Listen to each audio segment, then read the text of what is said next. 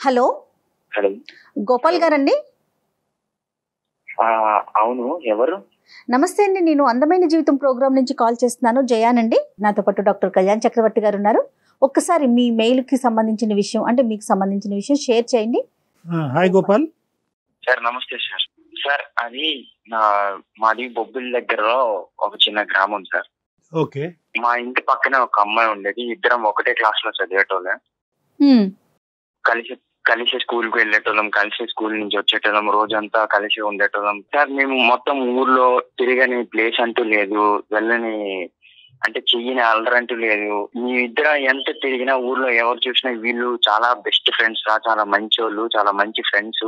Friends అంటే ఇలా ఉండాలి అని చాలా మంది అనుకునేటోళ్ళు సార్.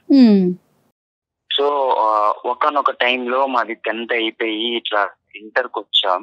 ఇంటర్కి వచ్చేసరికి సంథింగ్ అంటే ఆ అమ్మాయిని అంతకు ముందు వరకు నేను ఎలాగైతే ఫ్రెండ్ లా ట్రీట్ చేసేవాడినో ఒక ఏజ్, అదే ఇంటర్ చదివే టైంకి నాకు అట్లా చూపుల్లో ఏదో సంథింగ్ డిఫరెన్స్ వచ్చేది. ఇంకా మా ఇద్దరి మధ్య ఏదో అంటే ముందుగా ఫ్రెండ్స్ లా ఉండలేకపోయేటం. ఆ టైంలో నా ఫీలింగ్ చాలా మారిపోయేది సార్. ఏదో సంథింగ్ ఫీలింగ్ వచ్చేది, ఆ అమ్మాయి మీద ఇంప్రెషన్ ఎక్కువ అయ్యేది. అట్లా అనుకోకుండా నాకే తెలియకుండా నేను ఆ అమ్మాయిని లవ్ చేయడం స్టార్ట్ చేశాను. ఇంటర్ సెకండ్ ఇయర్ లో ఒక రోజు ఆ అమ్మాయికి నేను ప్రపోజ్ చేశాను సార్. ఇప్పుడు మనం చదువుకుంటున్నాం కదా, ఇప్పుడు మనకి ఇంకా ఏజ్ కూడా అవ్వలేదు అంత బాగా. బట్ మనం ఇప్పుడు లవ్ ఇది అది అని అంటే అది కరెక్ట్ కాదు. మనం చాలా బాగా చదువుకొని పెద్ద అయినాక ఇట్లా చూద్దాం, ఏదో అలా చేద్దాం అన్నట్లు అమ్మాయి నాకు చిన్న అంటే అలాంటి వద్దు అవును కాదు అనేటట్టు ఒక సమ్ డిఫరెంట్ రిప్లై ఇచ్చింది సార్. క్లారిటీ ఇవ్వలేదు నీకు? నాకు అసలు క్లారిటీ అనేది నాకు అసలు ఇవ్వలేదు. కాదు, నువ్వేమనుకున్నావు? నువ్వు ఇలా ప్రపోజ్ చేయగానే అమ్మాయి పచ్చ జెండా ఊపేస్తుంది అనుకున్నావా? ఆ అమ్మాయికి కూడా నేనంటే ఎక్కడో ఇష్టం ఉందేమో అని నాకైతే బాగా బలంగా నమ్మకం ఉండేది సార్. అలా కాదు నాన్న, ఇవన్నీ ఒక ఎత్తు. అమ్మాయికి అనిపిస్తుంది ఏమో, ఇప్పుడు అవన్నీ ఇప్పుడు చూసే చూపు కానీ లేదంటే మాట్లాడే విధానం కానీ ఇవన్నిటిని కూడా అమ్మాయి ఫ్రెండ్షిప్ అని డిఫైన్ చేసుకుంటుందేమో. నువ్వు ఒక మెట్టు ముందుకెళ్ళేమో, ఒక అడుగు. సార్, నన్ను ఆ అమ్మాయి ప్రేమించింది సార్. నాకు తెలుసు సార్, ఆ అమ్మాయి నన్ను ప్రేమించింది. అంటే నన్ను ప్రేమిస్తున్నానని చెప్పింది సార్. మేము ఇద్దరం కలిసి ఒక 6 నెలలు మేము తిరిగాం సార్. కానీ సడన్ గా వాళ్ళ ఇంట్లో వాళ్ళు ఇట్లా ఆ అమ్మాయిని హాస్టల్ పంపించేసి ఇక్కడ చదవద్దు అని పంపించేశారు. సో అమ్మాయి దూరం అయిపోయింది. అంటే ఆ వయసులో చెప్పే ప్రామిసులు, ఆ వయసులో చెప్పేటటువంటి వాగ్దానాలు అవన్నీ అంత నమ్మేటటువంటివి కాదు. ఎందుకంటే తెలిసి తెలియనటువంటి వయసు. నీలో ఇంకొద్దిగా ప్రేమ అనే వ్యవహారం గురించి ఎక్కువ మెచ్యూరిటీ ఉండొచ్చు, ఒక ఆడపిల్లలో తక్కువ మెచ్యూరిటీ ఉండొచ్చు, ఒక ఆడపిల్లలో ఆబ్వియస్గా ఏంటంటే తల్లిదండ్రులు భయం భక్తులు ఉండొచ్చు. సో ఇలాంటి రకరకాల ఫ్యాక్టర్స్ అక్కడ వస్తాయి. కాబట్టి ఖచ్చితంగా ఇక్కడ అమ్మాయి కూడా నిన్ను ప్రేమిస్తుందా లేదా, ప్రేమించానని చెప్పిందా లేదా అనేది మాకు ఇంకా క్లారిటీ రావట్లే సార్. ఆ అమ్మాయి నన్ను ప్రేమించింది సార్. నాకు ఆ అమ్మాయి చెప్పింది కూడా ప్రేమించాను అని. సరే, చెప్పింది. ఇంటర్ అయిపోయిన తర్వాత వాళ్ళ ఇంట్లో వాళ్ళు ఇక్కడ వద్దు, ఇక్కడ చదవద్దు అని హైదరాబాద్ కి పంపించేశారు. మేము అక్కడ హాస్టల్లో ఉండేది. నేను కూడా వాళ్ళ అమ్మ నాన్నకి తెలియకుండా వాళ్ళని ఫాలో చేస్తే నేను అక్కడ వరకు వెళ్ళాను, చూశాను. కానీ నేను మాట్లాడలేకపోయాను సార్. ఆ అమ్మాయిని నేను చాలా మిస్ అవుతున్నాను సార్. ఈ అమ్మాయి ఊరు మారి వెళ్ళటానికి కేవలం హయ్యర్ స్టడీస్ గురించి బయటకు వెళ్ళటమా, లేదంటే తల్లిదండ్రులు మీరిద్దరు గాడి తప్పుతున్నారు కాబట్టి ఆ అమ్మాయి భవిష్యత్తు కాపాడే ప్రయత్నంలో తప్పించారా? సార్ అలా అని కాదు సార్, హయ్యర్ స్టడీస్ కోసం బయటికి వెళ్ళింది. కానీ తర్వాత మాత్రం నేను కూడా చాలా ప్రయత్నించాను ఆ అమ్మాయికి కాల్ చేయడానికి, మాట్లాడడానికి. మేము చాలా బాగా మాట్లాడుకుంటేటోళ్ళం సార్. అర్థమైంది. కానీ అమ్మాయి దూరం అయిన తర్వాత ఏమైంది సార్? ఆ అమ్మాయి దూరం అయిన తర్వాత నేను కొద్ది రోజులు అంటే మేము చాలా రోజులు మాట్లాడుకున్నాం సార్ ఫోన్ లో. 3 నెలల నుంచి నేను చాలా ప్రయత్నం చేస్తున్నాను సార్ ఆ అమ్మాయికి ఫోన్ చేద్దామని. అంటే ఫోన్ ఎన్నిసార్లు ఫోన్ చేసినా అమ్మాయి రిప్లై ఇవ్వట్లేదు సార్. ఒక్కసారి కూడా మాట్లాడట్లేదు. అంతకు ముందు వరకు బాగానే ఉండేది. మెసేజ్ ఏమన్నా చేశారా? వాట్సాప్ లో కూడా మెసేజ్ చేశాను మ్యామ్. అన్ని విధాలుగా నేను ట్రై చేశాను. తన ఫేస్బుక్ ఐడి కూడా మెసేజ్ చేశాను. ఏ దాంట్లో రిప్లై ఇవ్వట్లేదు మ్యామ్. నేను చాలా ప్రయత్నించాను. అసలు ఏం జరిగిందో తెలుసుకుందామని వాళ్ళ ఇంటికి వెళ్తే వాళ్ళ ఇంట్లో వాళ్ళు అంటే మా అమ్మాయికి దూరంగా ఉండు, మా అమ్మాయి ఇప్పుడు బయటికి పంపించాం కదా, ఇక్కడ ఊర్లాగా అనుకుంటున్నావా, అంటే ఇంకా జట్టపట్టలు వేసుకొని తిరుగుతారా, ఆమె బయట ఉంటుంది, ఆమెకు ఒక లైఫ్ ఉంది, నువ్వు వదిలే ఆమెకి, మరి నువ్వు ఆమెతో ఇంకా పెట్టుకోకు, ఇంకా తిరగొద్దు, ఒక కాలం వరకే మీరు ఫ్రెండ్స్, ఇప్పుడు ఆమె బయటకు వెళ్తుంది, బయట ఉంటుంది అన్నట్లు వాళ్ళు. అంటే నేను ఒక్కసారి ఫోన్ చేసి మాట్లాడమని చెప్పండి అంటే నేను చెప్పమయ్యా, ఆమె తను బిజీగా ఉన్నప్పుడు ఆమె తనలో ఆమె ఉంది, ఆమె చదువుకుంటుంది, చదువుకొని నువ్వు వెలగో చదువు మానేసావు అంటే ఆ అమ్మాయి ఎలా అయితే వదిలేసి వెళ్ళిపోయిందో నాకు అసలు చదువు మీద ధ్యాస పోయింది సార్. నాకు అసలు చదవాలని మీరు మ్యామ్ రైస్ మిల్ లో గుమస్తాగా చేస్తున్నాను మ్యామ్. కానీ ఒకటి నాకు ఒక 2 పాయింట్స్ గోపాల్ జాగ్రత్తగా విను. ఈ అమ్మాయి వెళ్ళిపోయేటప్పుడు అయితే మాత్రం మన ఇద్దరం కాంటాక్ట్ లోనే ఉందాము, మనం ఇలా మాట్లాడుకుంటూ గుడ్ ఫ్రెండ్స్ కింద ఉందామని చెప్పి వెళ్ళింది కదా. అవును సార్, మాట్లాడేది కూడా నాతోని, మాట్లాడేది కూడా చేశాను.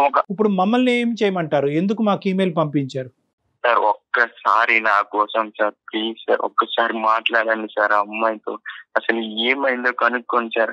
అసలు ఎందుకు అలా చేస్తుందో అర్థం కావట్లేదు సార్, నాకు పిచ్చెక్కిపోతుంది సార్, అమ్మాయితో మాట్లాడలేకుండా ఉండలేకపోతున్నాను సార్, ప్లీజ్ సార్ ఒక్కసారి.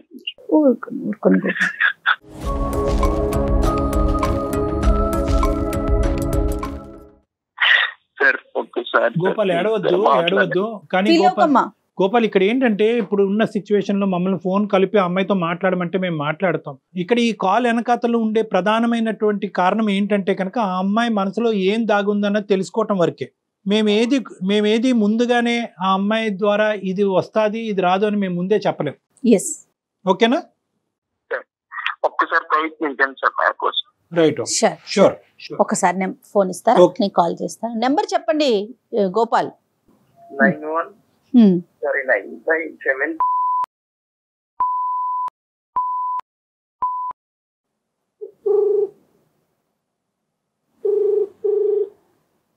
నమస్తే అండి, బిందు గారా మాట్లాడేది?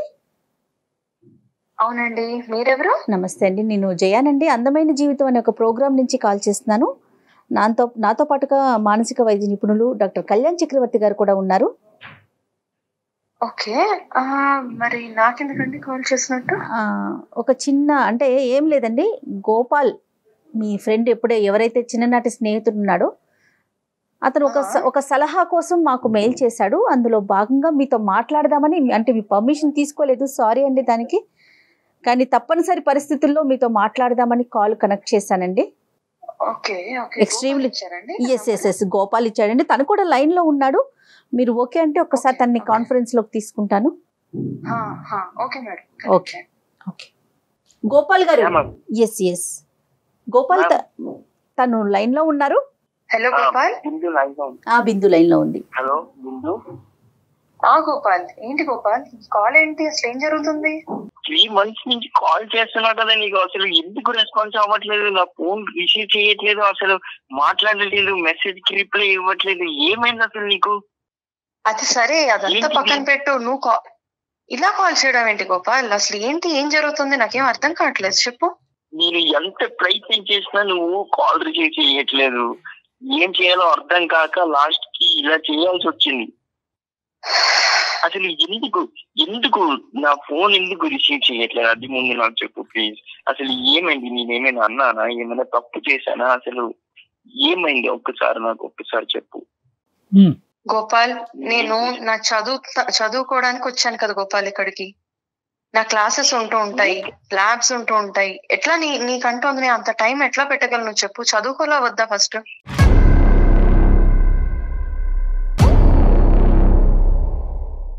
ఓకే, అలానే కదా పర్టికులర్, అంటే నువ్వే కదా చెప్పావు నేను ఈ టైంకి నేను ఫ్రీగా ఉంటాను, అప్పుడే నాకు ఫోన్ చేయు, ఇంకెప్పుడు ఫోన్ చేయకు, డే మొత్తంలో ఈ టైంలోనే నేను ఫ్రీగా ఉంటానని. అంటే అదే పనిగా ఫోన్ చేస్తుంటే ఎలా గోపాల్, అదే పనిగా ఫోన్ చేస్తుంటే ఎలాగా? నాకు కూడా కుదరాలి కదా, చదువుకుంటున్నాను, ఎగ్జామ్స్ వస్తుంటాయి, అన్ని అవుతూ ఉంటాయి కదా.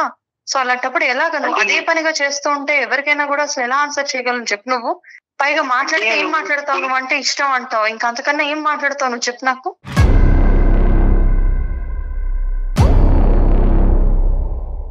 బిందు గారు నమస్తే అండి, నేను డాక్టర్ కళ్యాణ్ చక్రవర్తి అండి. నమస్తే సార్. నమస్తే. మీకు ఇలాగ ఒక బౌన్సర్ వేయటం అనేది మాకు కూడా ఇష్టం లేదు, కానీ ఆ అబ్బాయి పరిస్థితి అర్థం కాక మేము మీకు కాల్ చేయవలసినటువంటి అవసరం పడింది. బిందు, ఇక్కడ 2 things. ఒకటి ఏంటంటేనమ్మా, టైం ఉండటం, టైం లేకపోవటం, అతను ఫ్రీక్వెంట్గా కాల్ చేయటం అనేటటువంటిది, ఇవన్నీ ఫస్ట్ ఈ టైం బేసిస్, చదువుకోవాలి, ఎగ్జామ్స్ రాయాలి, ఇవన్నీ పక్కన పెట్టండి. ఎందుకంటే అతను చదువుకోవట్లేదు, అతను ఖాళీ సమయం ఎక్కువ ఉంది, మీరు చదువుకుంటున్నారు, ప్రాజెక్ట్స్ ఫినిష్ చేయాలి, రకరకాలు ఉంటాయి. కానీ ఇక్కడ ఇష్యూ ఏంటంటే కనుక ఇట్స్ నాట్ అబౌట్ టైం. అసలు మీ ఇద్దరు మనసులో ఉండేటటువంటి ఐడియాస్ ఏమా కాదా అనేది ఇక్కడ క్లారిటీ కావాలి. అతను ఏమంటున్నాడంటే మీ ఇద్దరు గాఢంగా ప్రేమించుకున్నాం, ఒకరంటే ఒకరు వదిలి ఉండేటటువంటి పరిస్థితే లేదు, అదే అభిప్రాయం తనకు కూడా ఉంది అని అంటుంది. ఫస్ట్ మనం ఏంటంటే ఇంకో మాటకి వెళ్లే ముందు అసలు మీరు గోపాల్ అనేటటువంటి ఈ అబ్బాయిని చిన్నప్పటి నుంచి ఎలా ట్రీట్ చేశారు? చిన్నప్పటి నుంచి ఫ్రెండ్షిప్పా, లవ్వా, లేదా లవ్ ఎప్పుడు క్రియేట్ అయ్యింది? మీరు అక్కడ ఆ ప్రాంతాన్ని వదిలేసి ఇక్కడికి వచ్చి చదువుకోవటం ప్రారంభించిన తర్వాత అది ఏమైంది? మీ పేరెంట్స్ యొక్క పాత్ర ఏంటి? ఇది చెప్పండి ఫస్ట్. ఇష్టపడ్డాం అంటే అదొక స్నేహితులుగా ఇష్టపడ్డాము, తెలియని వయసు అది. అదే పట్టుకొని ఇప్పటికీ గోపాల్ అంటే మా పేరెంట్స్ కాదు, అందరికీ తెలుసు మేము చిన్నతనంలో కలిసే ఉన్నాము, కలిసి ఆడుకునే వాళ్ళం అని. కానీ ఒక ఊహకొచ్చాక ఎవరి బాధ్యతలు వాళ్ళకి, ఎవరి గోల్స్ అనేవి కొన్ని ఉంటాయి కదండి. తను ఇప్పుడు ఇంటర్మీడియట్ వరకు ఆపేశాడు, చదువుకోలేదు. ఏంటంటే నాకు నువ్వంటే ఇష్టం, నీ ధ్యాసే నీ ఆలోచనే అంటూ. నేను చదువుకోవడం ఇష్టం అని తెలిసే నేను ఇక్కడ దాకా వెళ్తున్నానంటే తను నాకు సపోర్ట్ చేసిన వాడే. మరి చదువుకుంటున్నప్పుడు ఆ విషయంలో కూడా నాకు కోఆపరేట్ చేయాలి కదండి. ఇప్పుడు నేను చదువుకోవాలా వద్దా? ఇక్కడ కావాల్సినటువంటి క్లారిటీ ఏంటంటే కనుక ఆ అబ్బాయి చదువుకున్నాడా లేదా చదువు దారదత్తం చేశాడా, నువ్వు చదువుకుంటున్నావు అనేటటువంటి సబ్జెక్ట్ కాదు. మీ ఆలోచనలో తెలిసి తెలియనటువంటి వయసులో ప్రేమ అనేటటువంటి సబ్జెక్ట్ ఉండేదా? తర్వాత అది అలాగా కనుమెరుగైపోయిందా? ఇప్పుడు ఆ అభిప్రాయం మీకు లేదా? అట్లీస్ట్ ఇప్పటికైనా కూడా ఒక క్లారిటీ ఇవ్వండి అబ్బాయికి. సార్, సరే గోపాల్, ఇప్పుడు నువ్వు అడుగుతున్న దానికి నేను ఇప్పుడే చెప్తున్నాను గోపాల్. నాకు ఎలా ఉండాలంటే నా చదువుని, నా అభివృద్ధిని ఇంకా పెంచేవాడు అయి ఉండాలి అవతల మనిషి. అర్థమైందా? నేను ఇంక రేపొద్దున చదవాలి అనగానే ఏది చదువుతావు, ఎలా చదువుతావు, నీకు ఇది చేస్తే మంచిది, అది చేస్తే మంచిది అని చెప్పగలిగేవాడు అయి ఉండాలి. అలా నువ్వు ఆ పరిస్థితిలో లేవు గోపాల్.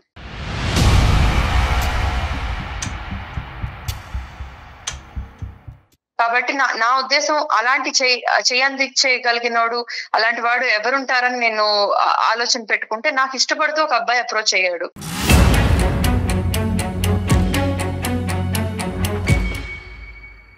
ఆ అబ్బాయి చదువుకుంటున్నాడు, వెల్ సెటిల్డ్. ఎన్ని కోణాల్లో చూసుకున్నా కూడా వాళ్ళ అప్బ్రింగింగే చాలా డిఫరెంట్ గా ఉంది. మన పల్లెటూరులో ఉన్నట్లాగా కాదు. రేపొద్దున ఏం చేస్తే మనం బాగుపడగలం అనే ఆలోచనలో ఉన్నారు.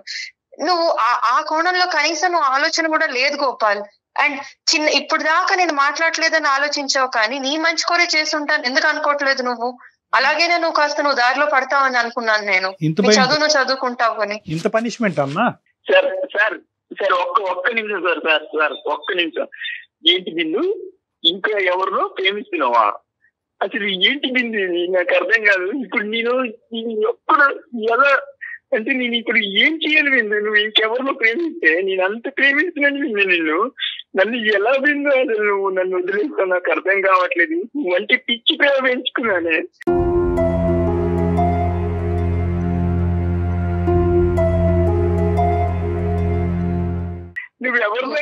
అలా ఏడవకు గోపాల్, ప్లీజ్ గోపాల్, కాస్త ఆగు, ఆలోచించు గోపాల్, ఏడవకు ప్లీజ్. కాదు విందు, నువ్వే నా లైఫ్ అన్ని ఫిక్స్ అయిన తర్వాత ఇంకా ఏం ఆలోచించాలి విందు? నీకు నేను ఏదైనా చేస్తానని చెప్పాను కదా విందు. నువ్వు ఇంకొకరితో ఎలా విందు? అది అసలు నమ్మసత్యంగా లేదు విందు. అసలు ఏడుపేంటి గోపాల్? అసలు ఏంటది? అసలు ఆ ఏడవడాలేంటి? ఇలాగా ఉండాల్సింది అసలు మగాళ్ళంటే. నాకు ఇది నచ్చకే నేను అసలు మాట్లాడడం మానేశాను నీతోటి.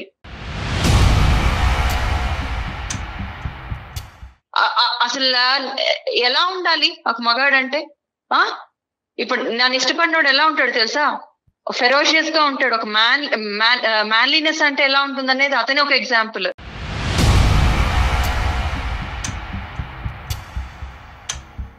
ఒక డెసిషన్ తీసుకున్నాడంటే ఆ డెసిషన్ స్టిక్ అయి ఉంటాడు. అంతేకాని ఒక గోల్ ఉంటది, గోల్ ఓరియంటెడ్ ఉంటాడు. నేను కూడా ఒక డెసిషన్ తీసుకున్నాను బిందు, నువ్వే నా లైఫ్ అని. ఇప్పటికీ నేను నిన్నే కోరుకుంటున్నాను. లైఫ్ వేరు, అన్ని వేరు గోపాల్. నువ్వు అర్థం చేసుకోవట్లే, నీకు ఇంకా మెచ్యూరిటీ రాలేదు. ఏంటమ్మా బిందు మెచ్యూరిటీ? మాకు తెలియని మెచ్యూరిటీ నీకేముందమ్మా? ఇప్పుడు ఓకే, గోపాల్ సైడ్ చదువు ఆపేశాడు, నిన్నే ప్రేమించుకుంటూ అదే ఎజెండా అనుకుని తిరిగాడు, నువ్వేమొచ్చి ప్రేమ ఒకటే జీవితం కాదు చదువు కూడా జీవితం అని చెప్పి నువ్వు ముందుకెళ్ళావు, అక్కడి వరకు అర్థమైంది. కానీ ఈ రోజు గోపాల్ని మార్చడానికి ఇంకో క్యారెక్టర్ నీ జీవితంలో తీసుకురావటం అనేది కరెక్టా అమ్మా? నిజంగా ఎప్పుడైనా కూడా ఒరే గోపాల్ నువ్వు ఇలా గాలి తిరిగి చదువు మానేసి కూర్చుంటే కనుక నేను వేరే వాడిని తీసుకొచ్చి పక్కన కూర్చోబెట్టుకుంటానంటే గోపాల్ ఈ పాటికి ఐఏఎస్ ఆఫీసర్ అయిపోయి ఉండేవాడు. తన ప్రేమకి ఇంత థ్రెట్ ఉంది, ఇంత మనస్ఫూర్తిగా ప్రేమించినటువంటి అబ్బాయికి ప్రేమకి ఇంత థ్రెట్ ఉంది, నేను ప్రేమించినటువంటి అమ్మాయి నాకు కావాలి, నా భార్యగా కూర్చోవాలనుకునేటటువంటి అమ్మాయి ఈ రోజు నేను చదువుకోకపోతే కనుక వెళ్ళి ఇంకోటి పక్కన కూర్చోపెడతాది అనేటటువంటి భయం ఉంటే. క్షమించండి సార్ ఆపుతున్నందుకు, కానీ సార్ ఒక్కటి అర్థం చేసుకోండి సార్, ఇప్పుడు నేను ఇద్దరం కలిసి ఇంటర్ దాకా చదువుకున్నాక నేను ఎగ్జామ్ రాసినప్పుడు ప్రోత్సహించడా లేదా చదువుకోమని? చదివాక ఇంజనీరింగ్ వచ్చేటప్పుడు తను ఇష్టపడే ఓకే అన్నాడు కదా, అన్ని చూస్తూనే ఉన్నాడు కదా, అంటే నేను ఉన్నత స్థాయికి వెళ్ళాలనేదే కదా నా ఆలోచన అనేది తనకు అర్థం కావాలి కదా. సో దానికన్నా ఇప్పుడు అతనైనా బెటర్మెంట్ కోరుకుని ఉంటే బాగుండేది, అలా కూడా లేడు కదా. అంతకన్నా బెటర్ లైఫ్ నేను జీవించాలనుకోవడం తప్పా సార్? నేను అది బెటర్ లైఫ్ అంటే కనుక నువ్వు చదువుకో, నువ్వు ఎంత స్థాయి వరకు వెళ్ళు. బెటర్ లైఫ్ అంటే కనుక అతన్ని వదిలేసి ఇంకో అతనితో వెళ్ళటం అనేది బెటర్ లైఫ్ అనేది అతని కల్లో కూడా ఊహించుకుని ఉండదు సార్. ఉన్న ఒక్క జీవితంలో నాకు ఆపర్చునిటీ వచ్చినప్పుడు ఒకసారి అంటూ నాకు ఇలాంటి మంచి ప్రపోజల్ వచ్చి వాళ్ళు వెల్ టు డూ ఫ్యామిలీ అయ్యి ఉండి అంత బాగున్నప్పుడు ఎందుకు సార్ ఏ అమ్మాయినా రిజెక్ట్ చేస్తుంది? ఎందుకు సార్ అమ్మాయి ఆలోచించదు? ఒకటి ఇక్కడ 2 పాయింట్స్. ఒక నిమిషం Gopal, I will come back to you Gopal. ఇక్కడ 2 పాయింట్స్ అమ్మా. ఈ అబ్బాయి ఎంతైతే నిన్ను ప్రేమించాడో అంతే ఇదిగా ఈ అబ్బాయి నువ్వు ప్రేమించావా లేదా? తెలిసి తెలియదు సార్. లేదు సార్ ప్రేమించలేదా ఈ అబ్బాయిని? ఈ అబ్బాయి సార్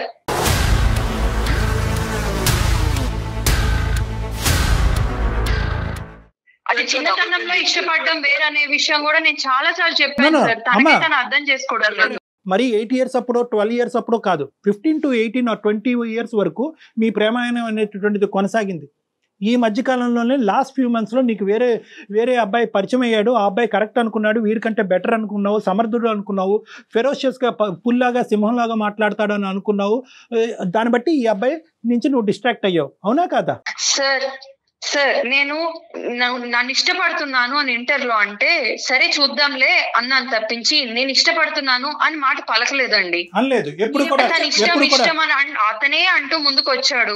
కానీ కాలం మారుతుందండి, కాలం మారుతుంది, తర్వాత చదువులు ముందుకెళ్ళాము. బిందు కాలం ఎలా మారుతుంది అనేది ఇప్పుడు మాట్లాడుకోవద్దు. నీ మాట మారిందా లేదా అన్నది ఇక్కడ ఇంపార్టెంట్. అదే లేదండి, నేను అనేది అదే చెప్తున్నాను ముందు నుంచి. మేము 6 నెలలు సార్, 6 నెలలు లవ్ కూడా చేసుకున్నాం సార్. మేము చాలా ప్రేమించుకున్నాం సార్. నేను తనని చాలా అంటే చాలా ప్రేమించాను సార్. ప్రేమించుకున్నామా ప్రేమించావా? అది ప్రేమించుకున్నాం సార్. బిందు సార్ ఒక విషయం సార్, ఇప్పుడు ఇంత చదువుకోవడానికి బీటెక్ చేసి నేను మళ్ళీ ఆ పాడుగుడ్స్లోకి వెళ్ళి అక్కడ ఉండవడం కరెక్ట్ అంటారా సార్? అంటే నా లైఫ్ లో నా డెసిషన్స్, నా కంఫర్ట్ లెవెల్ కానీ లేకపోతే నేను ఏం చేయగలనే డెసిషన్ తీసుకునే రైట్స్ నాకు లేవా సార్? ఇతని గురించి ఆలోచిస్తూ ఇతను ఏడుస్తున్నాడు అనుకుంటూ నేను ప్రతి క్షణం అయ్యో నేను ఎవరికి అన్యాయం చేస్తున్నానంటూ నా లైఫ్ వెనకబడిపోయి ఆగిపోమంటారా సార్? సైన్స్, సైకాలజీ, ఎథిక్స్ మార్చే ఉద్దేశం నాకు లేదమ్మా. నేను అలాగేం మాట్లాడట్లేదు. నువ్వు ఎలా ఉండాలి? ఏడుస్తున్నాడు కదా అంటే అతని మీద నేను కాన్సన్ట్రేట్ చేస్తూ నాకు కనబడుతున్న బ్రైట్ ఫ్యూచర్ వదిలేసుకుని అతనితో పాటు చెప్పలేదు మీకు అసలు. నేను వాడు ఏడుస్తున్నాడు కాబట్టి నువ్వు వాడిని ప్రేమించి జీవితాంతం వాడితో సస్తు బతకను అన్నానమ్మా? నేను అనలే. కానీ నేనేమంటున్నానంటే కనుక there is some ethics, promises అమ్మా. మన జీవితంలో కొన్ని ప్రామిసెస్ వేసుకుంటాం. ఎందుకు ఈ అబ్బాయి ఇలా పిచ్చోళ్ళ లెక్క ఎందుకు అయిపోతున్నాడు? వాడు చదువు అర్థం చేసుకోవట్లేదు సార్. ఎన్ని రకాలుగా నేను అతనికి లైఫ్ లో సక్సెస్ అవ్వాలని చెప్పుకుంటూ వచ్చాను సార్. నువ్వు ఎలా చదవద్దని చెప్పాను, చదువుకోవద్దు, పైకి రావద్దని చెప్పాను. ఇద్దరు ఒక నిమిషం ఆగాలి. ఇక్కడ క్లియర్ కట్ గా బిందు నువ్వు ఏ భాషలో చెప్పినా కూడా తెలిసి తెలియని వయసు అనట్లేదు, తెలిసినటువంటి వయసులోనే ఇరువైపులా వాగ్దానాలు జరిగినాయి, ప్రామిసెస్ జరిగినాయి. 6 నెలల పాటు మీరు చట్టపట్ట వేసుకుని తిరిగారు. ఏం తెలుస్తుంది సార్? మీరు చెప్పండి సార్, ఆ పరిస్థితిలో ఉంటే మీరు అసలు అలా చేయగలరా సార్? ఆ డెసిషన్ తీసుకున్నది కరెక్ట్ అనిపిస్తుంది. I'm not talking about the previous years or months. Last 6 months to 1 year గురించే మాట్లాడుతున్నాను. అంటే సార్ మీ ఇద్దరు నేను ఆ టైంలో రియలైజ్ అయ్యాను sir what is correct for me Yes. అనేది నేను రియలైజ్ అయ్యాను సార్. నేను అక్కడి నుంచి ఆ ఊరి నుంచి నేను ఇక్కడికి వచ్చాక నా ప్రోగ్రెస్ ఆఫ్ లైఫ్ ఏంటి అనేది నేను ఆలోచించుకుంటూ వచ్చి నేను ఇంకా ముందుకు ఎదగాలంటే ఏం చేయాలి? నువ్వు ఇప్పుడు చదువుకోవటానికి దీనికి వచ్చే జీతంతో దీనికి వచ్చే దీంతో నాకు రేపు పొద్దున్న చదువుకోవాలంటే అసలు పెట్టగలడా అండి? అమౌంట్ పెట్టి చదివించగలడా? మనం అసలు? ఒకే చోట బొంగరంలో తిరుగుతున్నాం. దయచేసి 2 నిమిషాలు నా మాట వినమ్మా. మీరిద్దరు ఒకరినొకరు కావాలి అనుకున్నారు, ఒక ప్రయాణం అయితే స్టార్ట్ అయింది. దాంతో ఈ అబ్బాయిలో ఆశలు కోరికలు పెరిగినాయి, చదువు కాస్త తీసి ఇంకా పక్కన పెట్టాడు. కానీ ఇక్కడ ఏంటంటే ఎక్కడో చోట అతనికి ఈ థ్రెట్ ఈ రూపాన్ని వస్తుందని ఎప్పుడు కూడా గమనించలేదమ్మా అతను.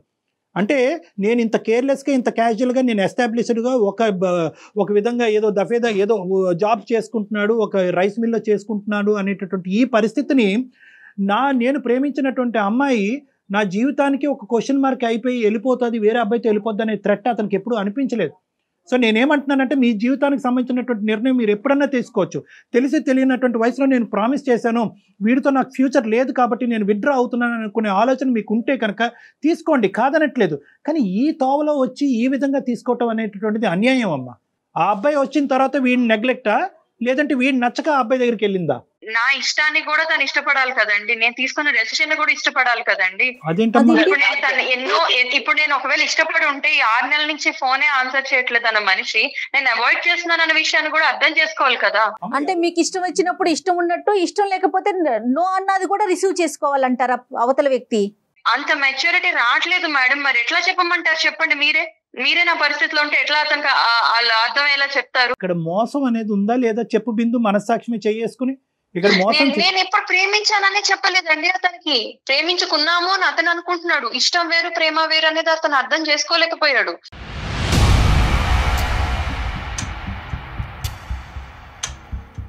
ఆ వయసు మీరు అంటున్నారండి తెలిసి తెలియని వయసు, అప్పటికి ఆ వయసు అర్థమయ్యే వయసు అని. కాదండి, ఇంకా ఆ వయసు అర్థమయ్యేది కాదు.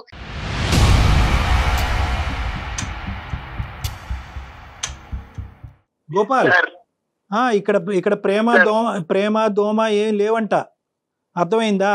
నువ్వేదో కళ్ళగన్నావంట, ఏదో గుడులు కట్టుకున్నావంట. ఆ అమ్మాయి ఎప్పుడు చదువు గురించి ఆలోచించిందంట, భవిష్యత్తు గురించి ఆలోచించిందంట. తెలిసి తెలియని వయసులో ఏదో తాత్కాలికమైనటువంటి ప్రామిస్లు ఏమైనా జరుగుంటాయి కానీ ఇదంతా కూడా 1-sided నువ్వు ఊహించుకున్న ప్రేమే అంటుంది ఆ అమ్మాయి. నీ దారి నిన్ను చూసుకోమంటుంది, తను నచ్చిన వ్యక్తితో తను వెళ్తాదంట.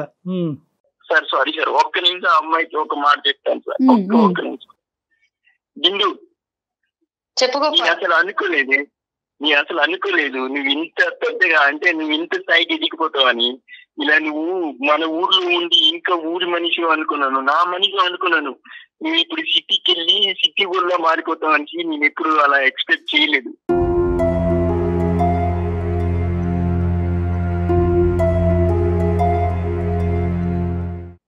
సరేలే, ఓకే, నీ లైఫ్ నీ ఇష్టం, నేను ఎలా పోతే నీకేంటి?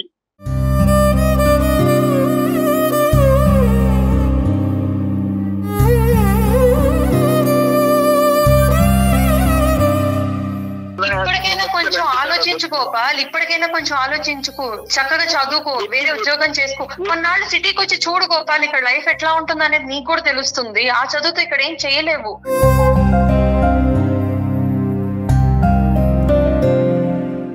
నీకు తగ్గ మంచి అమ్మాయి దొరుకుతుంది, చక్కగా పెళ్లి చేసుకో, నన్ను పిలు, నేను వస్తాను. అంతేకాని ఇలాంటి ఆలోచనలు పెట్టుకోకు.